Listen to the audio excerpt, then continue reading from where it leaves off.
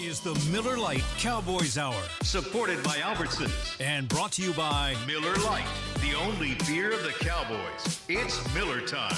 Albertsons in Tom Thumb, the official supermarket and pharmacy of the Dallas Cowboys. Lucchese, the official bootmaker of the Dallas Cowboys. Blockchain.com. Make your crypto play today. Buffalo Wild Wings. And by Omni. Omni Hotels and Resorts, the official hotel of the Dallas Cowboys. Now, your hosts, Nicole Hutchison and Brad Shad. And welcome, everyone, to the Cowboys Hour. It's Monday night.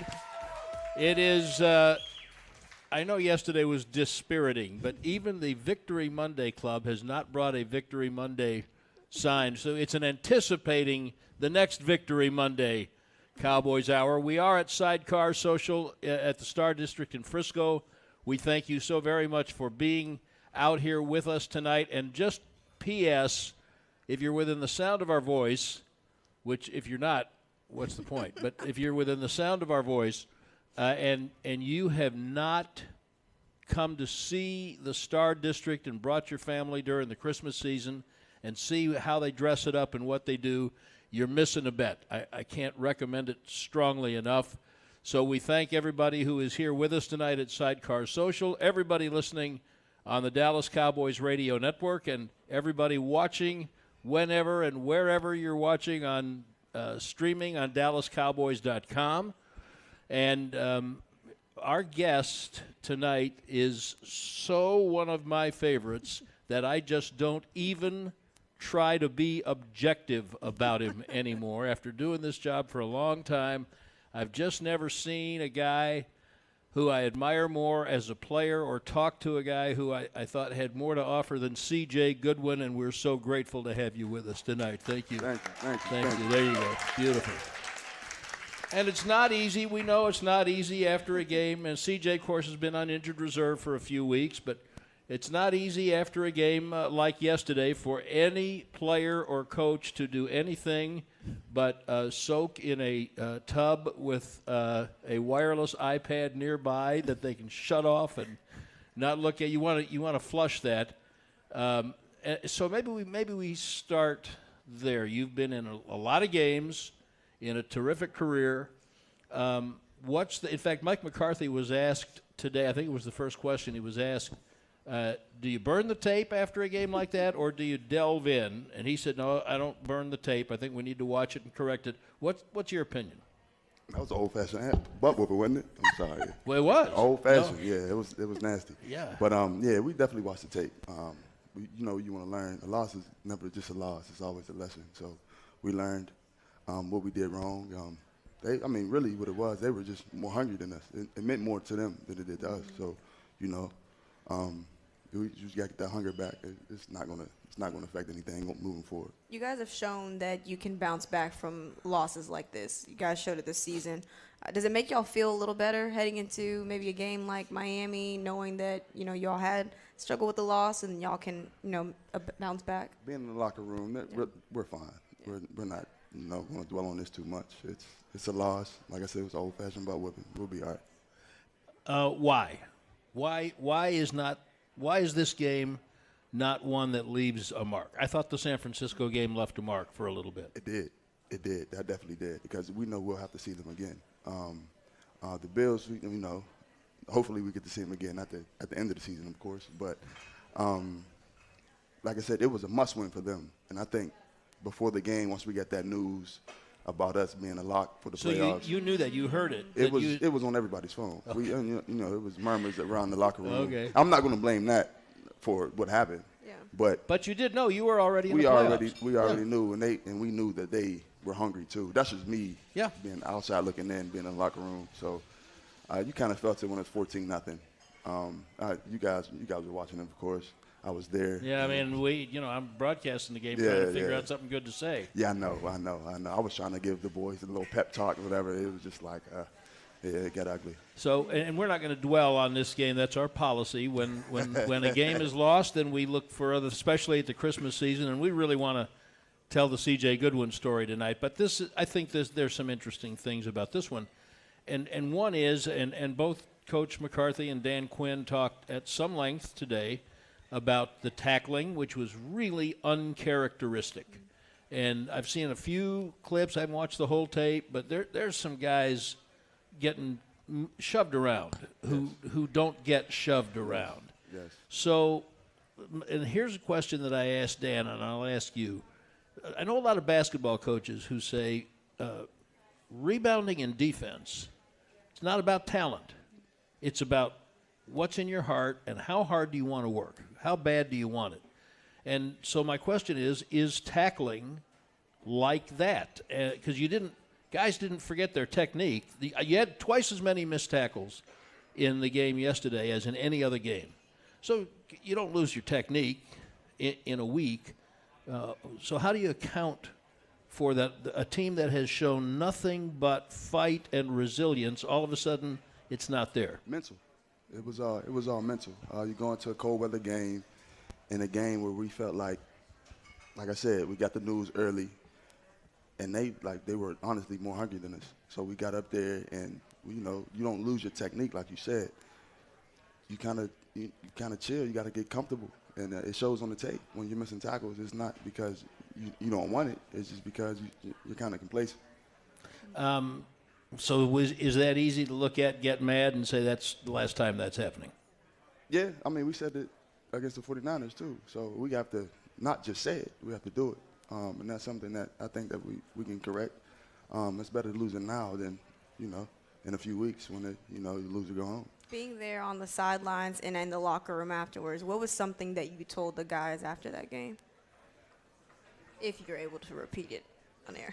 You can edit. Yeah, you got to edit already. You're a smart guy. You can edit. No, same thing. Next game, it's all cookie cutter stuff because we're all pros. Yeah. So it's really nothing you can really say. It's all about what we do, and that's coming up Wednesday. So it's about Wednesday now. As Bill Belichick would say, we're on to Miami. Exactly. Right? Exactly. Okay. All right. Let's talk a little bit about – that's enough about that game. Let's talk about C.J. Goodwin. First of all, when did you go on IR? 49ers. Hurt in that game. I got hurt in the second quarter. Tore a pec Tore my muscle. left pec, yeah. And you tried to rehab through it. That didn't work. Have you had surgery? I had it a month ago. Okay. And so how are you? I feel good. I feel really good. I honestly feel like I'm a month out from getting back, but leave it up to Britt. He's not going to let me back, so we'll see. Yeah, but I feel good. How dispiriting was that for you? You're such a tremendous competitor, and I don't think there's any question that you're a leader. The way you conduct yourself and the things you know on the special teams, but throughout the team, especially the defense. How hard's this been for you to just have to watch it? It's very hard, just especially being 10 years in the league. Like people don't last this long, and for me to get hurt this late in my career, it's very disheartening. But there's always a silver lining in it. I get to watch the young guys play. I get to help coach the young guys. I know Bones has so much trust in me. Coach McCarthy has so much trust in me. Coach Al has so much trust in me that they let me really coach the guys as much as I can. And just to see the guys really follow your mentorship is amazing. I didn't know I had that much say, but it's really cool, man. It's really cool. All right, so I would normally not go down this road, but you have opened the door because you're 33 and you're 10 years into your career. Don't say 33 too loud though. You're in your late 20s. Yeah, there we go.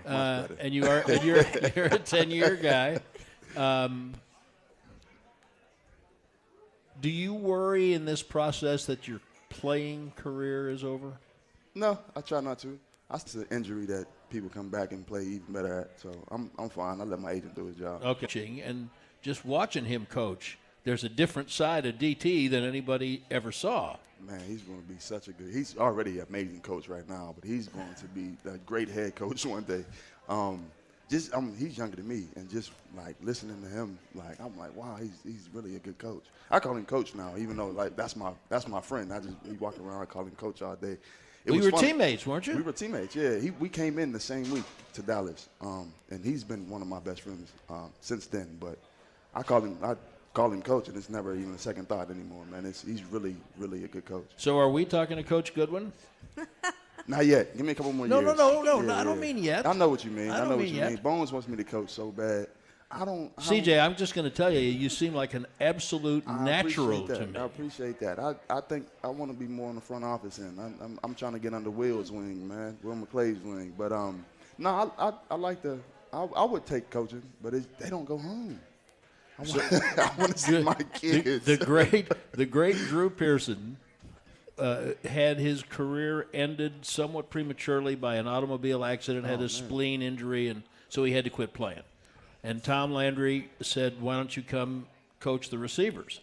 And Drew did that for a year, and he said, "They don't go home, and they make no money. I'm not doing that." There it is. I don't know if they make no money anymore, but I know they don't go home. So I don't want to do that. I want to see my kids. That's all. What about the front office aspect of it interests you? The whole thing. I sat in a meeting with them over the off season this year. Will was kind enough to invite me up to shadow, and I just seen how they break down the college. Well, he's the college guy, I guess. And I just seen how they break down the college film, and I seen how they break down like the player and then the person. And like Will was so good at like breaking down the person more than the player. I was like, man, you're really like you can see through all the numbers and see this guy as a person. And I worked with kids growing up, and like young men, and sometimes they get lost in the shuffle because they're not like on paper great young men. But Will can see through all that, and you can help change somebody's life, which in turn changes a lot of people's lives. So I like that. I like that aspect. Is that something that you thought about during your time in college, or is it something that just kind of came about maybe a couple weeks ago or soon this past year? I think the last probably 2 or 3 years, okay. I was aiming more towards the front office. Yeah. But you could coach a couple of years first after you play a couple more years. Yeah. Give me a couple more years playing first. Yeah. Let me wear these legs out, and then I would coach. I think it's cool for like 2-3 years, see where it goes, and then front office. I want you to play some more because you need to go to the Pro Bowl. You need to be a Pro Bowl special teams guy. And to me, if you're on a good team, which you are, and special teams is emphasized, which it is, then, after a while, guys notice. I'm pretty well known around the special teams world in the league. I've been known for a while as one of the better special teams players in the league, but I play for the Cowboys. I play for the Cowboys. It's hard to, as specialist, a special teams player to make the Pro Bowl as a Cowboy. Why? Because we are the premier team in the league. So you don't want too many Cowboys in the Pro Bowl. Think about it. We had Banger. He has numbers. He has to go to the Pro Bowl. We have the kicker this year. He has numbers. He He's has sick. To go. Yeah. Come on now. Absolutely. Yeah, golden toe. And then if you don't jump out with the numbers, it's a numbers thing. Do you know anything about Bill Bates? Yeah, I was back. I understand. Yeah. I were the team back then. Well, you got every team in the league has 2 special teams coaches now. Yeah. Back when Bill was playing, there were a lot of teams that just assigned aspects of the special teams to a position coach. Right. The receivers coach would coach the punt returners and like that. Yeah. Yeah, he was a great player. He was a great player. He was the first Cowboy to make the Pro Bowl as a special teams player. I think we had, one? Yes, I think so. And I think Steve Tasker someday needs to be in the Hall of Fame. He was a great special teams player for a Buffalo team that went to 4 straight Super Bowls. Right. That's what we say about my man from the Patriots. He needs to be in a Slater. Yeah, Slater. 100%. 13 Pro Bowls. Come on now. Yeah. 100%. But we're going. So why can I not get C.J. Goodwin in the Pro Bowl? It's not about that. I'm trying to get to the Super Bowl. I understand. I understand. All right. That's a good place to take our first break. We are at Sidecar Social in the Star District in Frisco with Cowboys special teams star C.J. Goodwin. And Nicole, who else is – see, this is what's great about the computers. If it's a piece of paper, you don't Yes. have to reboot it. Sorry, Yes. guys. Our show is brought to you by Luke Casey, the official bootmaker of the Dallas Cowboys cheerleaders. We'll be right back.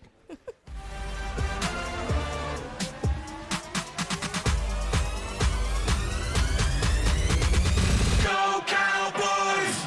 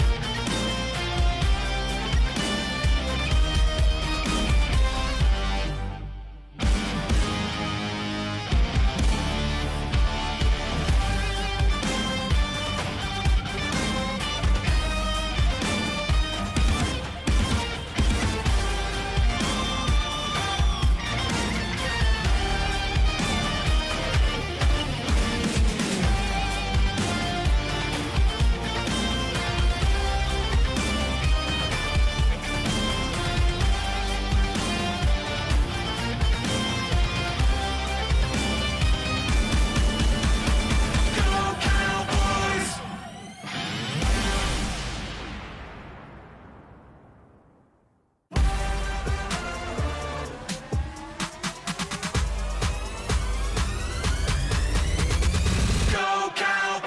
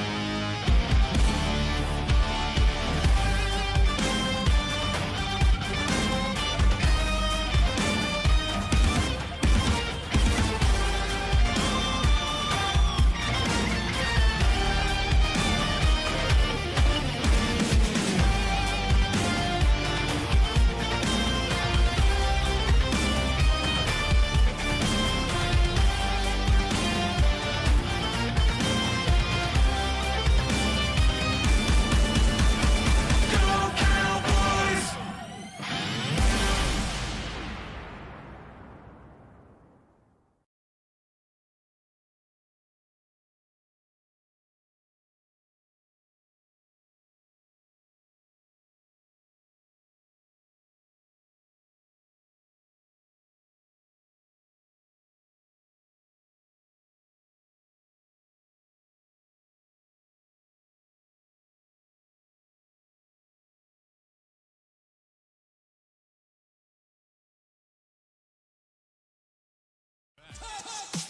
To the Miller Lite Cowboys Hour, supported by Albertsons.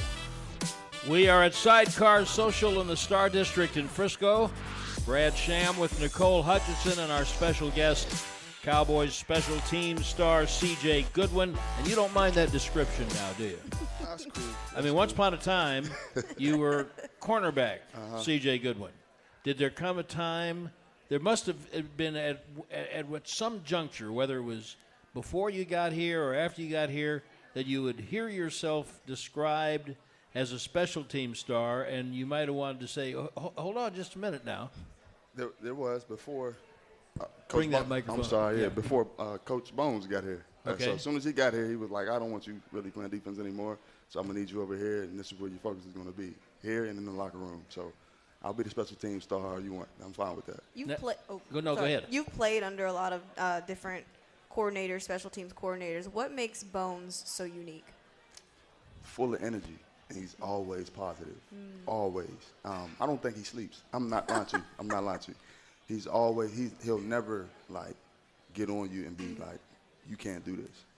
If you can't do something, then he won't have you do that. So how does that help you as a player? Just because, like, you want to play for this guy. Like, you want to win for yourself and you want to win for him. Yeah. He's honestly like almost like a saint. I'm not lying to you. Wow. And I hope he's not watching this. 'Cause I'll never tell him that to his face. So this is an interesting thing to me. I don't know if it was before 30-something years ago when the Cowboys were winning the 3 Super Bowls in 5 years. And the late, great Joe Avezzano was their special teams coach. And Joe was photogenic and animated and outspoken, and the camera kind of gravitated to him. And then that became kind of a thing. And there are a lot of special teams coaches through the last couple of decades who are very into what they're doing, and you can tell by the way they react. So what is different about John Fossil? He just wants the best for you, man. He's I don't know if he's really animated like that, but he's really and in fact he's not. Yeah. Yeah, he doesn't care about that stuff, man. He just wants the best for his players. He wants these guys to be better guys than they are players, and that in turn gets you a better player. And was that not true of other special teams coaches you had before you got here? I think a lot of other special teams, and that's credit to Coach McCarthy too, just because he lets Bones be Bones, and he lets him have the confidence to do what he does. And a lot of other places I've been, a lot of special teams coaches were usually at the tail end of the coaching staff, and it's like they're kind of nervous. You know what I'm saying? Everything they did was like, oh, I might lose my job if I do it this way. And it's like not like that with McCarthy and Bones, man. They just let each other, they feed off each other. It's fun. So when you got here, 20 was when you came. No, 18. No, 18. You came in 18. 18, yeah. So Bones came in 20 with Mike, and of course, when he was with the Rams, he had this reputation of Johnny Hecker, the punter, was always throwing. And he did go a little half crazy from time to time. That first year in 20 with trick plays, you were supposed to be the target of one that really backfired in a game with Washington, right? Oh, yeah, that was bad. Yeah, right? Yeah, that was bad. At AT&T Stadium. That was they were in cover 2. It was a winnable game late in the game, and the idea was that who was the receiver who threw the ball? He wasn't supposed to throw to me, though. He was supposed to throw to somebody else. Right. Yeah. But he did throw it to you, and it just didn't work out. It blew up. Right. Yeah. I don't think y'all run a fake since then. And this playoff game, 49ers, AT&T Stadium, we kind of got a little pushback because we tried to run another play after that, and we had to take a delay game, but we got a first down. Okay. 49ers playoff game, but we haven't had to. If you think about it, we have a fake in every week. Every week we have at least 2 fakes in. We just haven't had to run it often. We only punted 6 times all season. Yes, that's true. Do players like that stuff though? Oh, we love it. Yeah, it feeds us like energy, especially on special teams. We got a lot of young guys on special teams, so you got to keep them involved. So you always have a fake up. We may probably not going to run it, but it's good that they always got to be attentive. And they always got to be ready, so it keeps their attention. We just talked about you thinking about coaching, possibly. If you had to draw up a special teams trick play, what would that look like? Throw it to CJ. Okay. Well, that was too easy. That was easy. That was that was an entire plate of cupcakes right there. Layup. Right there.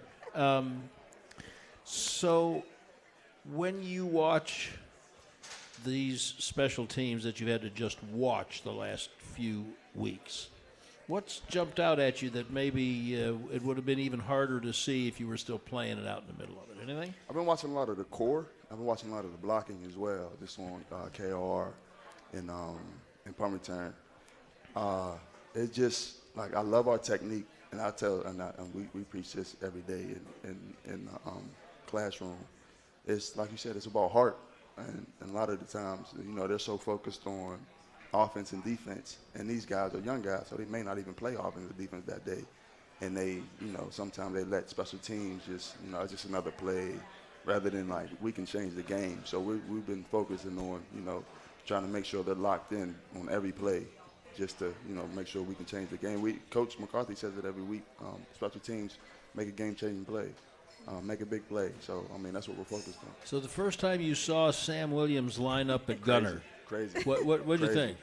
I knew he could do it. Like, he's Really? too big. He's way too fast. He's way too fast to be in that body, honestly.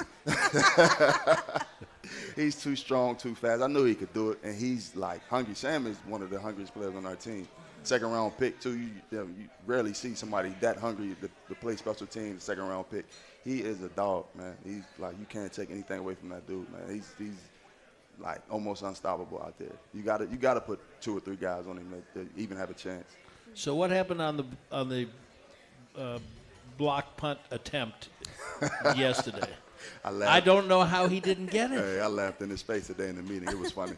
But no, he just jumped. That's his first time really getting it. I mean, he blocked the punt, but like, you don't, if you're that clean and you don't really know what's going, like, you know, you're going to do whatever you can to try to make the play. Wasn't thinking the layout instead of jumping. Jumping is for kicks and not punts. So yeah, he's just okay. Say more about that. Why is that? That's a clinic for any kid watching. Yeah. So if you're blocking a field goal attempt, that goes up. So you have to jump up to block it. And punts, you lay out this way because it's coming off his foot low. You know what I'm saying? So that's we don't even work on that though. It's because Bones says it's a skill, it's a talent. It's a talent, it's not a skill. So people who can block kicks, that's a talent. So like he blocked one earlier this year. Yeah. Because he went low. I think he just probably, I don't know if I want to call it panic, but he wanted it so bad. He might have been so clean he did not know what to do. He was so clean. Yeah, but you know, it happens. Yeah. Where would you say the biggest area of growth within this special teams unit is? Our young guys, for sure. Our young guys are getting better and better and better. We have a lot of young guys on special teams this year too. I think we lost a lot of veterans like Luke Gifford, people like that. So last year, Mel Blount. So there's 2 of your better special teams players last year. Exactly. And then Kelvin Joseph was with Joseph, and of course. And you're not there. Exactly. So that's like 4 guys. It's all young guys right now. And, I mean, shoot, they're playing well. You can't. If you had to say why special teams is such a catapult for a lot of guys in the NFL, why is that? Because when you first get into the league, no coach trusts young guys. The only way young guys, unless you're a first-round pick, unless you're just you know what I'm saying? Yeah. You have to play special teams. Look at DB. Yeah. Like, he started out on special teams. Now he broke a record in the NFL. Like, everybody, if you want to play football, you have to start on the special teams. And, you know, if you're a dog on there, you're going to be a dog on. Would say it kind of humbles you a little bit? Yeah, for sure. Yeah, for sure. Or it kind of makes you even more of a, like, I want this. You know? Yeah, I like it for anybody. How many years into your career did you embrace special teams and learn to really love it? Really love it? So my first 2 years I was on practice squad. Which was a whole different deal. Whole different deal. Oh, my goodness. Yeah. But I was scared to death, so I didn't even want to play on Sundays. I was in Pittsburgh. I was in Pittsburgh, and then I went to Atlanta. And then my first year on the active roster, 2016, the coach I moved to defense, and he was like, well, the only way. Yeah, because you were a receiver. I was a receiver, yeah. The only way you're going to make this team is be a star on special teams. And that's when I embraced it. I played DB as well, but I embraced my role as special teams, ace at that point. And yeah. That was in Atlanta? In Atlanta, yeah. Dan Quinn was the head coach? Dan Quinn, yeah. And did he emphasize special teams the same? I mean, a lot of it is as you said, Mike makes a point of it. He makes a point of it. Honestly, DQ is my guy. DQ is my guy. But he let Keith Armstrong just do his thing. It was more of a offense defense thing. I don't know if it was emphasized. I think he embraces it now a lot just because he sees the other side of it. But yeah, he sees it now. We must, when we come back, have CJ talk about the Cowboys kicker and punter because they're both very unusual performers. And we want to get into CJ's background. If you're not familiar with it, you need to be. And we're gonna get there. CJ Goodwin, our special guest on the Cowboys Hour at Sidecar Social in the Star District in Frisco tonight. Yes, and our show is also brought to you by Albertsons. When it comes time to shop for tailgate favorites, go to Albertsons and Tom Thumb. Get 10% off your groceries every Dallas Cowboys game day when you wear your Cowboys jersey. Albertsons and Tom Thumb, the official supermarket and pharmacy of the Dallas Cowboys. We'll be right back.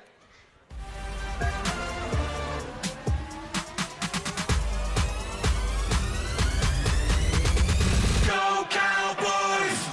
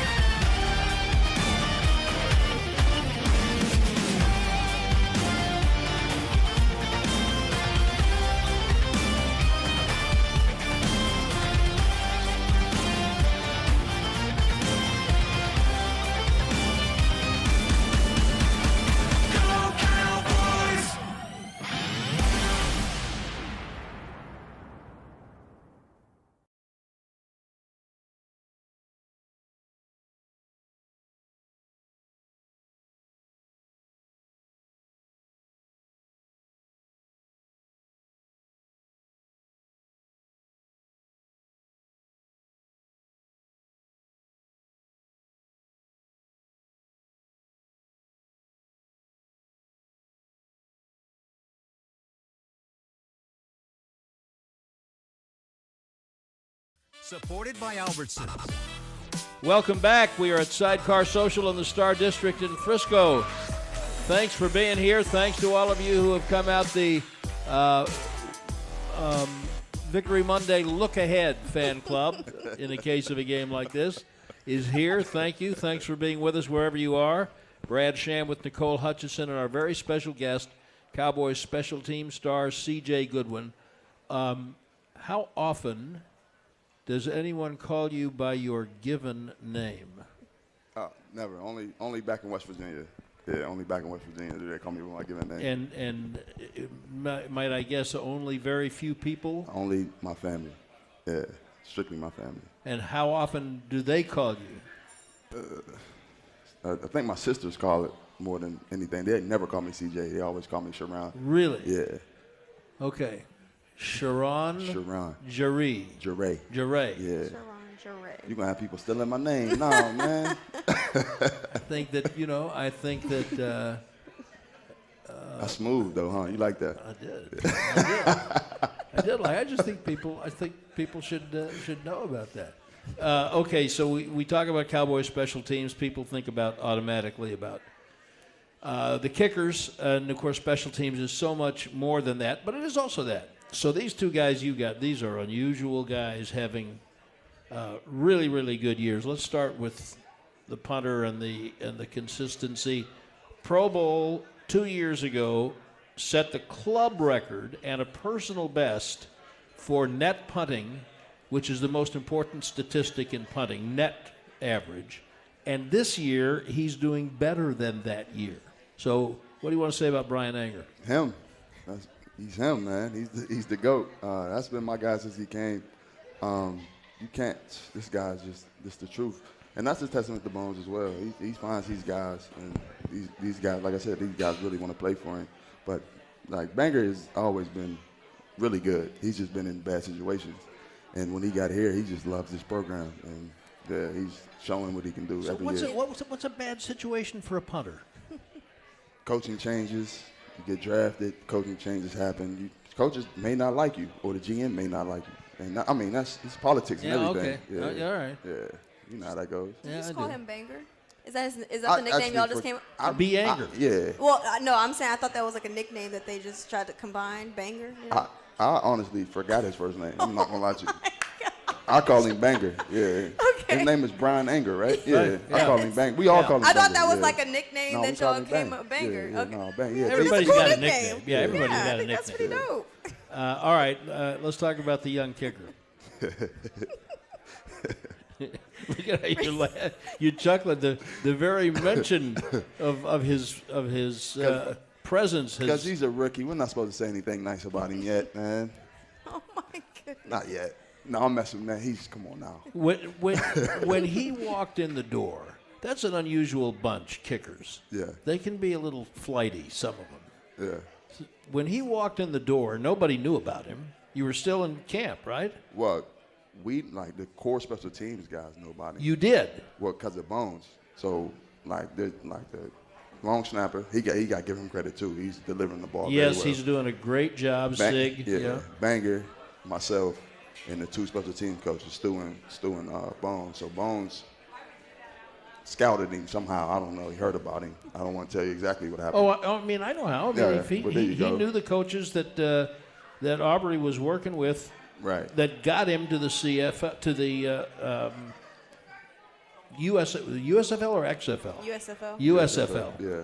He knew those guys. He went down to Birmingham and watched him. Right. So he told us before he went, I got this guy I'm going to go see. I think he's it. I think he's the next guy. So we're like, all right, cool. Yeah. So he gets back, and he was like, got him. Got him. He said it just like that, too. And then he got to camp. And he was like, oh, he's kind of shaky. And he was like, man, we don't really know about this guy. So he ended up winning the job. Then all of a sudden, he's the best kicker in the league. Did he win the job, or did they just give it to him to let him have it and grow into it? No, he won that. Yeah, he won that. Yeah, there was two kickers. Yeah. I'm sorry, I can't remember the other guy's name. I can't either. Yeah. I'm sorry, too. He won it, but we didn't see his leg power until he won the job. I think he was just, like, playing, like –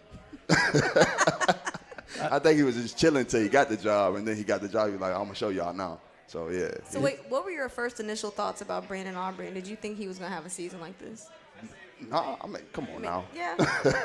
This is unprecedented. Yeah. Nobody thought he was going to do this. But, yeah, he's so calm, man. It doesn't seem like I know he cares, but he's so humble, too. Like, I don't think he believes what's going on either. He's just taking it all in stride. Yeah, he's a guy, man. Have you ever seen a side of him practice, goofing around, meetings, whatever, that shows you a little more than what we see? There's nothing but placid. No, he makes jokes. Yeah, he makes jokes. He does. Just among the specialists. So I'll like they'll be playing video games or something. And I walk in and they're all just getting on him because he's a rookie. He's an old rookie, but he's a rookie nonetheless. And yeah, they all just get on him, and they just they keep acting like they're gonna find him. But they're so close that you can't really get a real beat on him.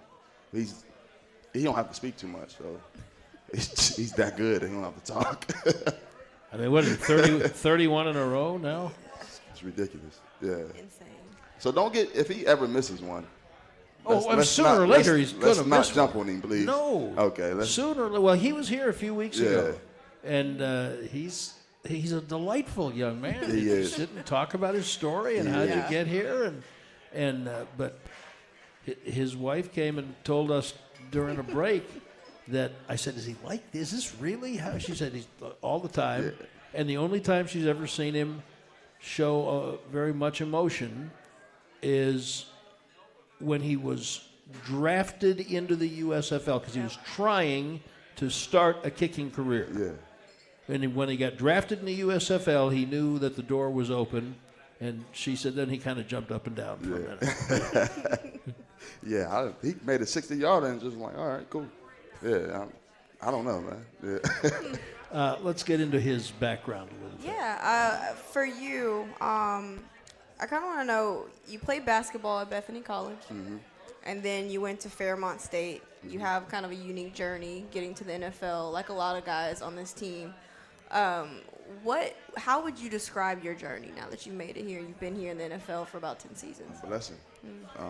It's the only way I could describe it is a blessing. Just having people around me that believed in me.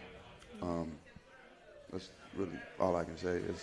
I have really nothing to do with it. It's just opportunities presented itself, and I went out there and I did my best. And I'm here 10 years later. And a guy like Mel Blount helped Exactly. you. Yeah. Exactly. You want me to go through the whole story? Yeah. We want it all. We want to hear the Mel Blount story. You're darn right we do. I didn't know. We want to hear the whole Mel Blount story. Absolutely. Say that next year.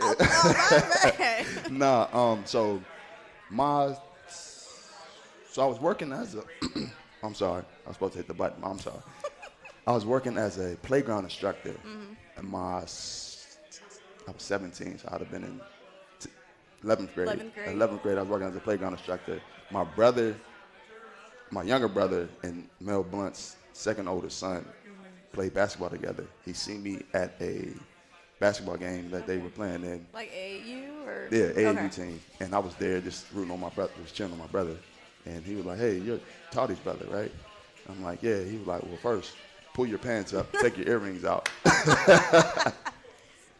And you address me as sir. I'm like, "Okay, yes, sir." He was like, "I have a job for you. I understand you're working as a playground instructor, getting X amount of dollars. I'm going to pay you," back then, he was like, "I'm going to pay you $10 an hour to come work on the farm for me." I'm like, "Well, I was just making $3.75 an hour. Absolutely, I'll be up there." So I worked for him for 7 years. So I worked for him from 17 to 24. So through college? Through college. I had a kid. I had a kid when I was 21. Yeah. So I had to, and then went from Bethany College, played basketball for 2 years, transferred to Fairmont State just to be a regular student. Was going to try to walk on basketball, and I never really got around to it. I was having too much fun. Then I was playing intramural basketball against the football coaches. So my best friend in college was the best player on the football team. He was a safety named Dewey McDonald. I got to give him his credit too. But so he threw me an oop from half court. Boom! I dunked on I didn't know who he was. He ended up being. Is there receipts of this still out there? I mean, we can call it. We can call him today. We can call him today. That's my guy. Yeah. His name is Mike Lopez. I'll call him right now. Hoping he might be watching. Yeah, but I think Nicole is talking about something visual. Oh, it's intramural basketball. Of course not. Yeah, maybe not. Yeah, nobody's watching that. But anyway, I dunked on him. Okay. And he was like, "Well, hey, I'm the head football coach. I'll see you at practice tomorrow." So it's spring practice. I'm like, all right, cool, I'll come. But I weigh 170 pounds. I'm not about to play football. So anyway, I ended up liking it. I was having a lot of fun because I didn't care. If I didn't like it, I would have just quit. And I ended up playing and ended up being the leading receiver on the team that year. And I got a phone call from somebody who was like, "Hey, man, do you know that you can, you're really good. Like, if you play one more year, you can go to Canada and play football in the CFL." I'm like, "Really? Like, they'll give me $70,000 to play football?" Absolutely. And then I transferred with my buddy that I played, me and him transferred together because they had a pro day at the other school called California University of Pennsylvania. He was really good. Yeah. So I just followed him up there. And we both were on the team, but he played a lot, and I probably played 4 games. And so I was just like the backup because they had other seniors there that I was just a transfer. So anyway, I had a pro day. I killed my pro day. He ended up going to the league too. But so I killed my pro day, had great numbers. I was getting phone calls from about 16 teams, NFL teams. Wow. Everything's flying past me so fast. Then Mel Blount, so nothing happened after the draft and all that. Mel Blount calls the Steelers. He was like, hey, man, I got this guy. You seen him at a pro day. You got to take a chance on him. Can you give him a workout? They were like, yeah, we'll get, out of respect for you, man, we'll give him a workout. We know his numbers, but he never played football before. So went up there, did the workout. He was like, man, we really like you, but we can't sign you because there's no room. Yeah. Next week happened. I'm in my workout thinking about quitting, thinking about just going to get a regular job. And I get a phone call. I see it on my phone. I don't answer it. It's an unknown number. I get a message. Hey, I wish I would have saved that message. Hey, this is such and such scout from Pittsburgh Steelers. We're going to sign you today. How fast you can get up here? I called him back. I was like, man, I will jog up there right now. I'm on my way. Yeah. My mom. I never seen my mom cry from joy, man. That was honestly one of the best moments in my life. So here are my 2 questions before we take our last break and take some questions from the audience. That first day that you met Mel, and he told you to pull your pants up and take you. How much did you know about who Mel Blount was? Oh, I knew him. I didn't know, obviously I'd never seen him play, but I'm from Wheeling, West Virginia, and that Pittsburgh Steelers is the team. Right. And I was always a Cowboys fan, by the way, but the Pittsburgh Steelers were no, seriously. Dang. Yeah, but I'm living a dream right now. It's crazy. But the Pittsburgh Steelers are the team, so everybody knew who he was, and his kids actually went. His oldest son went to school at my school. I went to a private school called Lindsley, so his son was a few years younger than me. So I knew who he was, but I never really had a conversation with him until that day. And my second question is, in the gym that day when you're dunking over the coach, if we freeze frame that and offer you a chance to have an NBA career or an NFL career, which one are you taking? It's easy. Seriously? I will be with the Lakers in a heartbeat. Yeah, but what if your choice is the Hornets?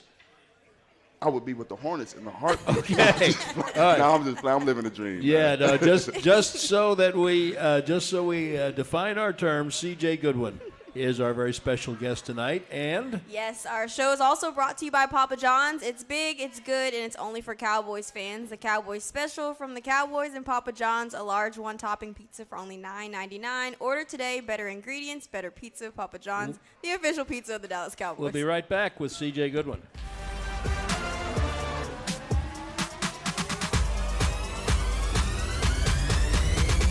Go Cowboys!